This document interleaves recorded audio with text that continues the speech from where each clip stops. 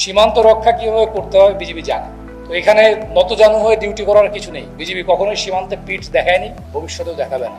কক্সবাজার অঞ্চল দিয়ে মিয়ানমারের একজন রোহিঙ্গা শিশু যদি রাজশাহীতে এসে জন্ম নিবন্ধন করে, সে তো বাংলাদেশি হয়ে গেল না, তাই না?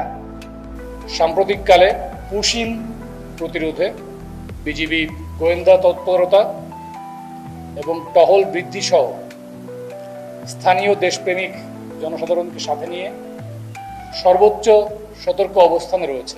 এই পর্যন্ত আমাদের রাজশাহীর এলাকায় পুশিন সংক্রান্ত কোনো ঘটনা ঘটেনি।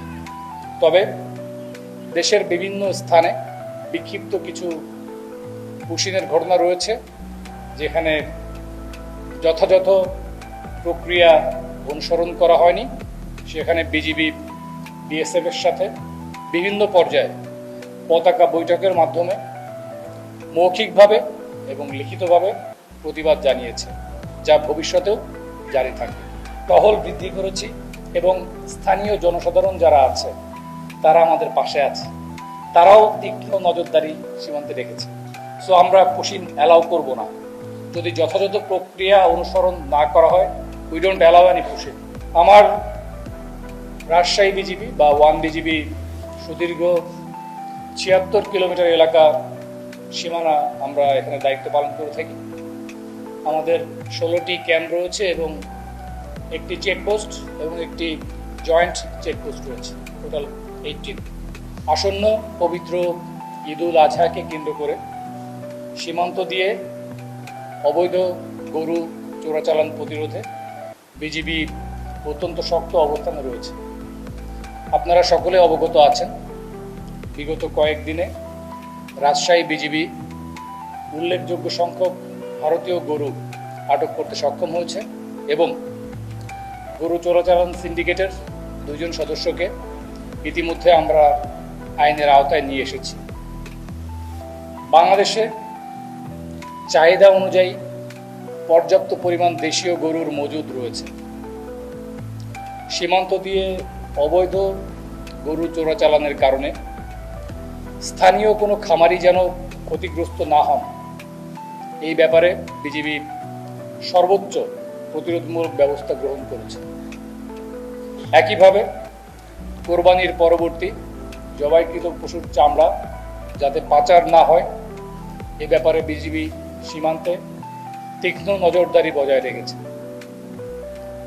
আমাদের দীর্ঘ এই ঈদের ছুটিতে দেশের জনগণ যেন শান্তিপূর্ণভাবে, নির্বিঘ্নে এবং উৎসবমুখর পরিবেশে ঈদ উদযাপন করতে পারে, এজন্য বিজিবি সীমান্তের নিরাপত্তা বিধান সহ অভ্যন্তরীণ আইনশৃঙ্খলা রক্ষা, ঈদের জামাতের নিরাপত্তা এবং নিরাপত্তা সংক্রান্ত অন্যান্য যে কোনো বিষয়ে দায়িত্ব পালনে সদা সচেষ্ট এবং সতর্ক রয়েছে। জুরিসডিকশন আছে, আমরা সীমান্তের 8 কিলোমিটারের মধ্যে মূলত দায়িত্ব পালন করে থাকি।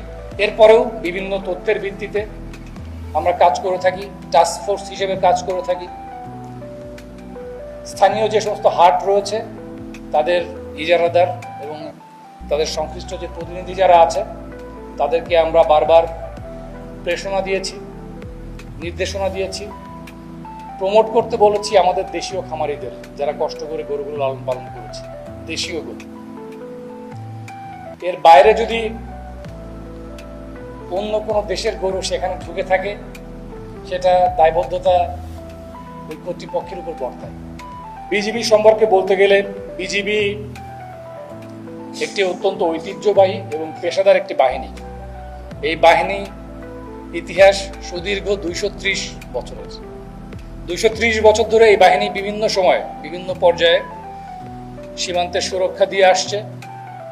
এই বাহিনী ভারত পাকিস্তান যুদ্ধে অংশগ্রহণ করেছে, প্রথম দ্বিতীয় মহাযুদ্ধে বিশ্বযুদ্ধে অংশগ্রহণ করেছে, স্বাধীনতা যুদ্ধে অংশগ্রহণ করেছে। সীমান্ত রক্ষা কীভাবে করতে হয় বিজিবি জানে। বিজিবির প্রত্যেকটা সদস্য বাংলাদেশকে এবং বাংলাদেশের মানচিত্রকে হৃদয়ে ধারণ করে। তো এখানে নতজানু হয়ে ডিউটি করার কিছু নেই। বিজিবি কখনোই সীমান্তে পিঠ দেখায়নি, ভবিষ্যতেও দেখাবে না। বিজিবি পেশাদার, বিজিবির প্রশিক্ষণ আছে, দেশপ্রেম আছে, দেশের প্রতি দায়বদ্ধতা আছে এবং সবচেয়ে গুরুত্বপূর্ণ দেশপ্রেমিক জনগণ বিজিবির পাশে আছে। সো নতজানু হওয়ার কোনো কোশ্চেন এখানে নেই। বিজিবি একইভাবে দেশের সম্মান বজায় রেখে, সার্বভৌমত্ব বজায় রেখে পেশাদারিত্বের সাথে তার দায়িত্ব পালন করে যাবে। যে কোরবানি পরবর্তী সময়ে জবাইকৃত যে সমস্ত পশুর চামড়া একটা পাচার করার প্রবণতা আমাদের মধ্যে আছে অনেকের, দুষ্কৃতিকারী বিভিন্ন চক্র। তো সীমান্তে আমাদের গোয়েন্দা নজরদারি, গোয়েন্দা তৎপরতা, টহল এবং সামগ্রিকভাবে আমাদের কার্যক্রম বৃদ্ধি করা হয়েছে, যাতে কোনো প্রকার চামড়া আমাদের সীমান্ত থেকে পার হয়ে অন্য কোনো দেশে